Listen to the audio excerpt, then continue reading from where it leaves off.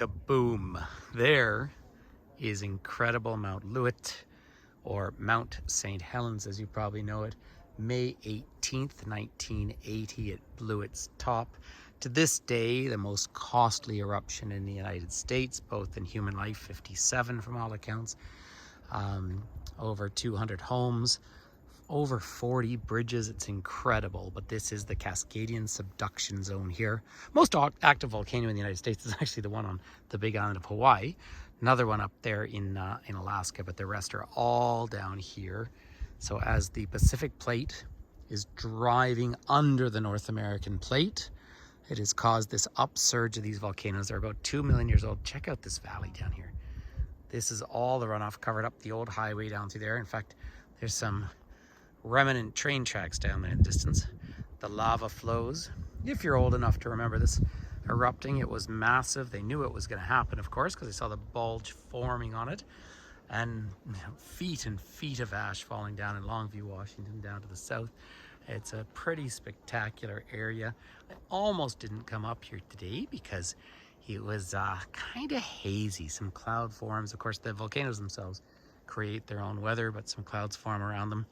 But also there's forest fire smoke in the area. That's the haze in the backdrop here, but it's still pretty spectacular. What is amazing though, and of course you might have joined me for my video on Mount Hood, but you will see up on the side of the mountain there, you'll see some snow in the distance. And that is because the big ridge of these volcanoes that start with Mount Baker, right up by the border with British Columbia and Canada, going all the way down to Shasta in California. Really, this is the Ring of Fire.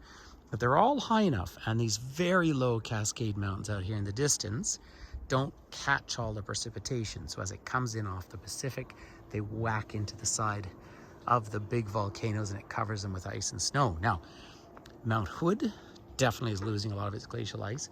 What happened here, Mount St. Helens, when it erupted, was covered in snow and glacial ice, and that came down through this spectacular but powerful valley down through here and drained all the way out eventually into the whole Columbia River system, changed the environment through here. But isn't it fascinating how all of this land is recovering so well? Volcanoes are one of those funny balances between the treacherous nature of our planet, the tectonic movements, and yet they provide so much nutrients to the ground that when you look at the health of these forests all around, it's testament to the fact that, of course, volcanic soil is so productive.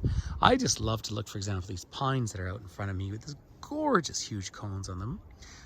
We're up a fair ways up. The other visitor center right up on the edge of it is about 4,000 feet. But these are all replanted forests out here in the distance. So you do have deciduous trees all down through here, but replanted forests, because of course heavy forestry industry all through the area here when you're in southwestern, I guess central western Washington state. So let's just wander around. We'll have another quick view of the mountains. So this was a big detour. I am obviously a professional tour guide. I do tours all over the world. I have a group with me here. And we went down to the main visitor center and it was all cloudy on the mountain. And we went down for lunch in the local town down the road and it looked so clear. I thought, let's detour. Who cares if we don't get to bed till later because it's just too perfect. But this is the big visitor center down here in the forest view room, talking about forestry in the area down through here. But I'll go around and have one more look at the mountain itself because it's just a little too perfect today. Those are spruce trees just looking about as perfect as possible at the moment. But just come out and to the viewpoint one more time here in this spectacular but scary valley. Now, Mount Rainier, which is north of here by Tacoma, that's very much on an eruption watch. Mount Baker puffs away. Mount Hood has a big volcanic dome on it.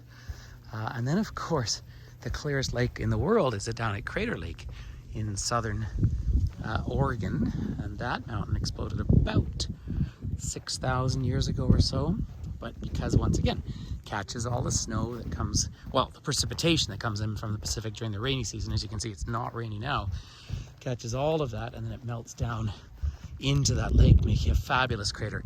This particular one, though, I was flying down here just a few days ago on my way down to Portland, and I could see this mountain, and I could see it puffing away out the side. So feel free to look up videos about the eruption in 1980, a spectacular Mount Saint Helens.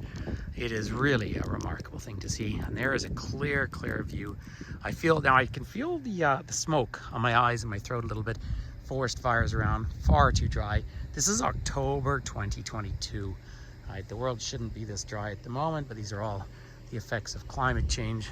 Although the volcanoes are not climate change, that's just classic plate tectonics. So imagine, for example, that Iceland, beautiful Iceland, the North Atlantic, with the top of your zipper. And as you're unzipping it on your jacket, that's the Mid-Atlantic Rift. So Eurasia and Africa are going one way, and the North and South America, the Americas, are going the other. And as that happens, the Pacific plate is subducting under the North American plate.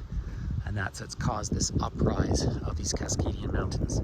So on that very interesting note, there's lots of great lectures about this, but I highly recommend having a look. There's Mount St. Helens and the difference. So peace and love, everyone, from gorgeous Washington State, but also powerfully destructive in this area.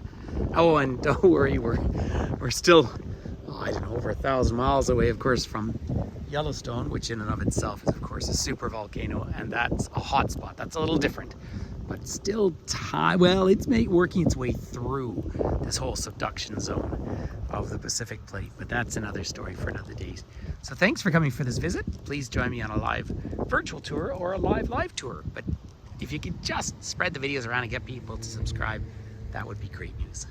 All the best. Take care.